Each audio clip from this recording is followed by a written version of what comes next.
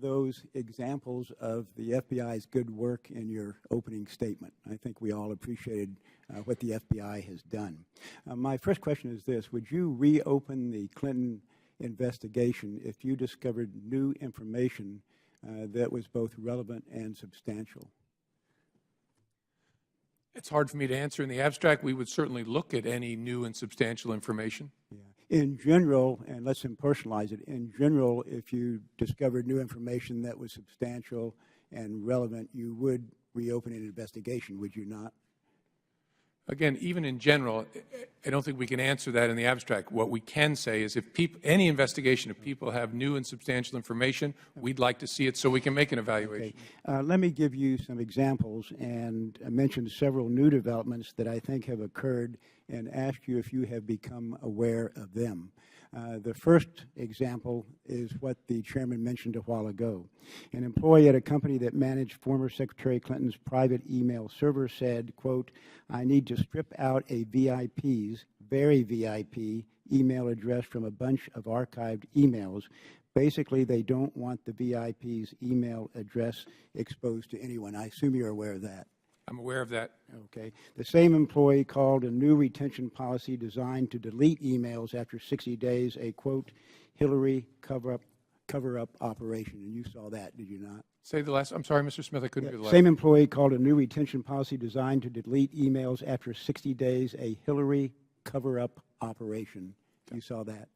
I don't know that particular language. Okay. We'll get you the source, but you can take my word for it that that's what he said. I will. Another example, a former Clinton Foundation employee who also managed the Clinton server destroyed devices used by former Secretary Clinton by smashing them with a hammer. You're aware of that? Yes. Okay. Two employees of the company that managed former Secretary Clinton's server recently pled the Fifth Amendment to Congress to avoid self-incrimination. You're aware of that? Yes. Okay. And then lastly, 15,000 more work-related emails were discovered, though there had been an attempt to wrongly delete them. And you're aware of that? I think we discovered them. Right. To me, Director Comey, what I've cited are not the actions of innocent people. There is a distinct possibility that Mrs. Clinton or her staff directed others to destroy evidence in a government investigation, which of course is against the law. So I would urge you to reopen your investigation. Do you want to comment on that? I don't. Okay. I know you can't tell us whether you have or have not, but I believe I've given evidence of new information that is relevant and substantial that would justify reopening the investigation. My next question is this. I know you've granted immunity to a number of individuals, but if you had new information that is relevant and substantial, you would be able to investigate them further, wouldn't you?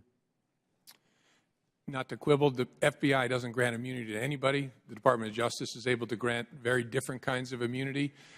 Yeah, and immunity, if new and substantial evidence develops, either that a witness lied under a grant of use immunity or under any kind of immunity, of course the Department of Justice can pursue it. Okay. Nobody gets lifetime immunity. Right. Okay. Thank you, Director Comey. Last question is this. As chairman of the Science Committee, I issued the FBI a subpoena on September 19, 2016. The due date for a response was 2 days ago, September 26.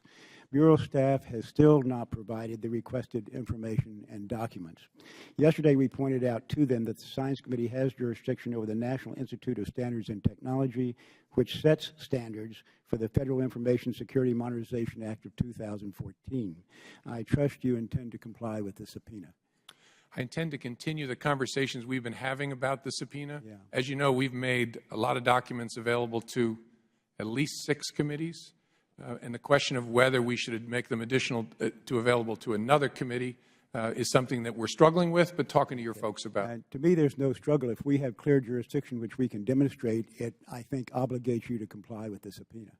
Yes, sir. We're not trying to be disrespectful. We're just not sure we see the jurisdictional issue the way that your folks do, but we're continuing to talk about it. Okay. Thank you, Director Comey. Would the gentleman yield? I'll yield to the gentleman from California. Thank you. The chairman of the full committee had asked something earlier, and I just want to point out and ask it to be placed in the record. According to the Maryland Code of Ethics, 19301.11, it specifically prohibits a former or current government officer or employee from acting as a consul to someone that they represented in government. I'd like that to be placed in the record.